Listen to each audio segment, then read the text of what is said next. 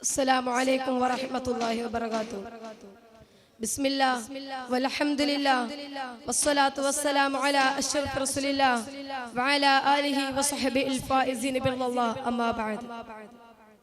സ്നേഹമുള്ള ഉസ്താദുമാരെ, എന്റെ ശബ്ദം ശ്രവിക്കുന്ന ശ്രോതാക്കളെ, കലയെ കൊല ചെയ്യപ്പെടുന്ന തീക്ഷണതയുടെ കാലഘട്ടത്തിൽ ധാർമ്മികോത്സവത്തിന്റെ വസന്തമായ സേങ്കസിൽ വെറുപ്പിന്റെ കാലത്തെ പങ്കുവെപ്പിന്റെ രാഷ്ട്രീയം, ഇസ്ലാമിക പാഠങ്ങൾ എന്ന സമകാലിക പ്രസക്തമായ വിഷയത്തെ കുറിച്ച് ഒരൽപ്പം സംവദിക്കാൻ ഞാൻ ആഗ്രഹിക്കുന്നു. നാഥൻ തൗഫീഖ് നൽകട്ടെ. ആമീൻ. അന്ധകാരവും അധർമ്മവും സമൂഹത്തിൽ ഒരുപോലെ വർദ്ധിക്കുന്നു. സാമൂഹ്യ മനുഷ്യർ അതിലലിന് ഇല്ലാതാകുന്നു.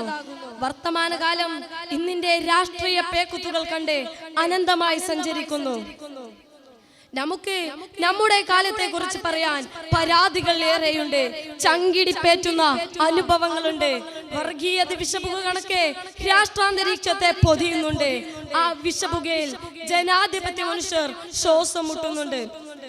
വർഗീയ ചിന്തകളും ആശയങ്ങളും ജനങ്ങൾക്കുമേൽ ഒരു വിഭാഗം അടിച്ചേൽപ്പിക്കുകയും ചെയ്യുന്ന നീചമായ കാലം. ഇതിനെല്ലാം ചുക്കാൻ പിടിക്കുന്ന ചില രാഷ്ട്രീയ കക്ഷികളുടെ കടന്നുവരവും ഇന്ന് സമൂഹത്തിൽ നമുക്ക് പരിചിതമായ കാഴ്ചയാണ്. ഒരു കാലത്ത് കൊല്ലും കൊലയുമായി മാത്രം പേര് കേട്ട രാഷ്ട്രീയ സംഘങ്ങൾ ഉണ്ടായിരുന്നു സമൂഹത്തിൽ. തന്റെ പാർട്ടിക്ക് വേണ്ടി ജീവൻ ത്യജിക്കാൻ തയ്യാറാണെന്ന് പറഞ്ഞു നടന്ന അനുയായികളും കഴിഞ്ഞുപോയ സമൂഹം.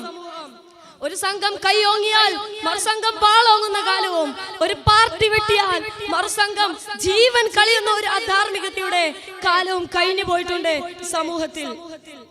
വെറുപ്പും വിദ്വേഷവും മാത്രം മനസ്സിൽ വെച്ച് പുലർത്തിക്കൊണ്ട് നടക്കുന്ന രാഷ്ട്രീയ പാർട്ടികൾ നിലനിൽക്കുന്ന സമൂഹത്തിൽ നൂറ്റാണ്ടുകൾക്കപ്പുറത്ത് അറേബ്യൻ മണ്ണിൽ ഇസ്ലാമിന്റെ വിത്ത് പാകിയ പ്രവാചകൻ സ്വല്ലല്ലാഹു അലൈഹി വസല്ലമ തങ്ങളുടെ ഭരണരീതിയിലും ചട്ടങ്ങളിലുമെല്ലാം വിശകലനം വിധേയമാകുമ്പോൾ ഇന്നിന്റെ വെറുപ്പുൽപാദന കേന്ദ്രങ്ങൾ അവിടുത്തെ ഭരണത്തിന് മുന്നിൽ നമിച്ചേക്കും. ഇസ്ലാം സമാധാനത്തിന്റെ മതമാണ്, സ്നേഹത്തിന്റെ മതമാണ്.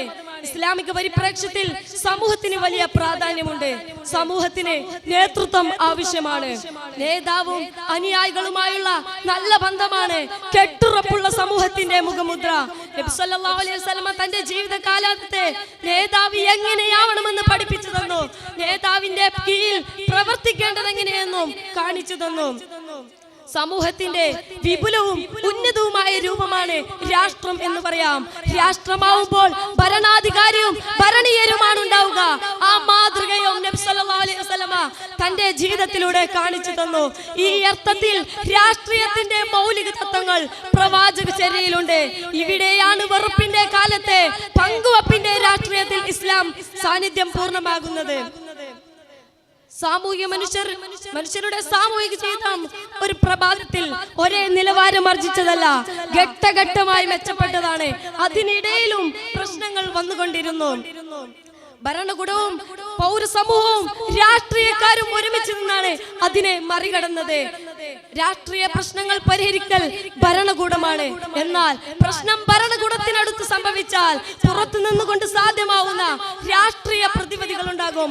അതിലേക്ക് ഇറങ്ങി നടക്കാൻ ആളുണ്ടായാൽ, ഒപ്പം നിൽക്കാൻ സമാന ഹൃദയരുണ്ടായാൽ, രാഷ്ട്രീയത്തിന്റെ കമ്പോളിത്തത്തിൽ ഈ സ്നേഹത്തിന്റെ കട തുറക്കാൻ നമുക്ക് സാധിക്കും.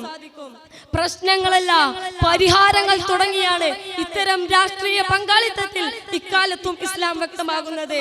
നിലവിൽ നടന്നു കഴിഞ്ഞ മാനവ സഞ്ചാരമടക്കം ഈ തീക്ഷണതയുടെ കാലത്തും നമുക്ക് ഒന്നായി ഒരു മുന്നേറ്റമായി മുന്നേറണമെന്നാണ് മതം കാണിച്ചു തരുന്നത്.